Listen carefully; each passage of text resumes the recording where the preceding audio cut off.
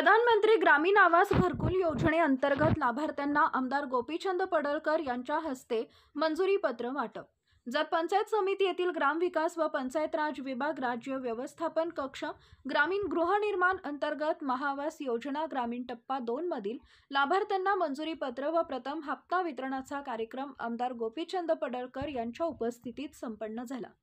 या कार्यक्रमाला मान्यवर आणि लाभार्थ्यांची मोठ्या संख्येने उपस्थिती होती। या योजनेअंतर्गत तालुक्यातील अनेक कुटुंबांना घरकुलाचं स्वप्न साकार करण्याची संधी मिळणार आहे। सरकारच्या महत्त्वाकांक्षी योजनांपैकी एक असलेल्या या उपक्रमामुळे ग्रामीण भागातील नागरिकांना स्थैर्य मिळणार असून त्यांचे राहणीमान सुधारण्यास मदत होईल। या कार्यक्रमास पंचायत समिती माजी उपसभापती शिवाजीराव शिंदे, पंचायत समिती माजी सदस्य अप्पासाहेब मासाळ, पंचायत समितीचे माजी सदस्य दिग्विजय चव्हाण, माजी नगरसेवक परशुराम मोरे असे अनेक मान्यवर उपस्थित होते। सदर कार्यक्रमाचे ग्रामपंचायत, तालुका व जिल्हा स्तरावरून थेट प्रक्षेपण व्हिडिओद्वारे घेण्यात आला। त्याचे पूर्ण नियोजन केलेलं होतं।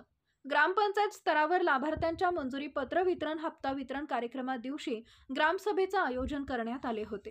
प्रत्येक ग्रामपंचायतीचे सर्व लाभार्थी परिवारासह व ग्रामस्थ उपस्थितीचे नियोजन करण्यात आले होते।